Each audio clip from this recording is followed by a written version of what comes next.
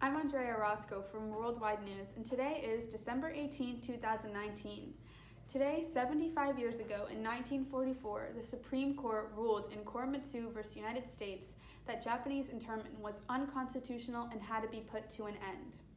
It violated the Fifth Amendment right that no one will be deprived of life, liberty, or property without due process of law. These camps were put into use on February 19, 1942, when Franklin D. Roosevelt officially signed the Executive Order 9066, otherwise known as the Japanese Internment Act. The history of the U.S. government with racist and discriminative acts against the immigrants began in the late 1800s.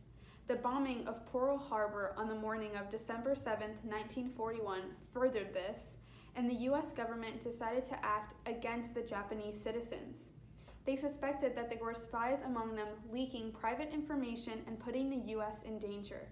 There were approximately 125,000 citizens that were forced to move to different internment camps located in Montana, New Mexico, Utah, Colorado, Arizona, and Wyoming.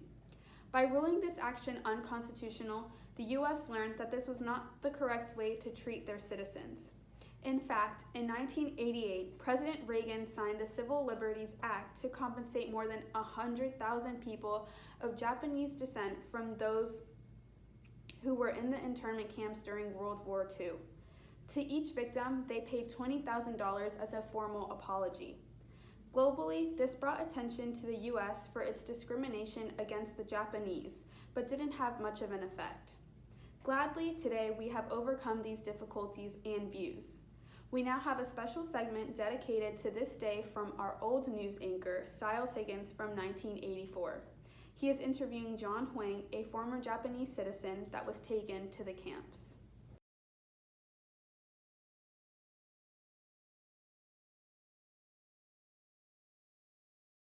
Today is January 3rd, 1984, and I'm interviewing John.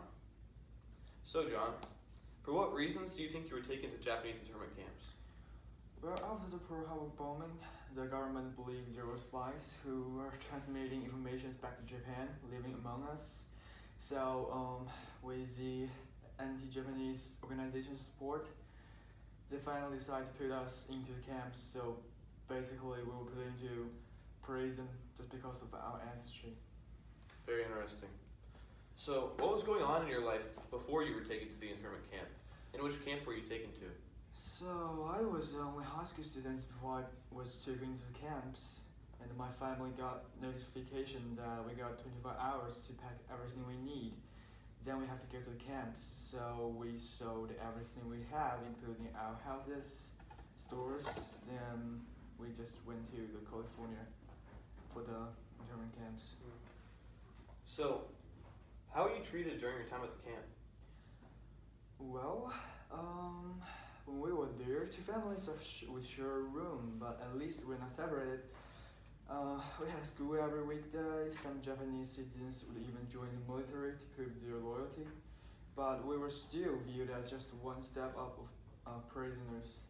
The guard was told that they will kill anybody who was trying to escape, and we called it home, but we're not free. Yeah. Alright. So, what kind of activities were provided for you in the camps? And were you allowed to go to church? Did you continue receiving the education that you needed? Yes, actually, we have schools or working facilities in the camps, and we have post offices, and we were even allowed to build churches in the camps. But I say before we go to the camps, when we were waiting there, we will live in stables, livestock stalls, and open airs. Then we were sent to the field where there's barracks constructed for us to live in, and everything was militarized. There were watchtowers, and we were surrounded by the barbed wire. So yeah, we were living under watches. How long did you expect the isolation of the Japanese to go on for? I really don't know. I thought that there wouldn't be an end for a while, but we didn't have any place to go back. And we have to drop everything because of the speculation that the US government can't even prove this to be true.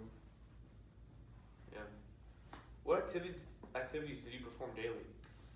So I was younger when I was in the camps, and every morning I would go to school, and my parents would go to work, and I was allowed to play games outside like baseball, and we had a lot of space, but still we're isolated. And the Japanese family traditions and structures were like totally destroyed by the internment camps. It changed my family in so many ways. Alright, this is fantastic. That is all for today. I thank you, John, for your cooperation. I'm Stiles Higgins. This is Worldwide News.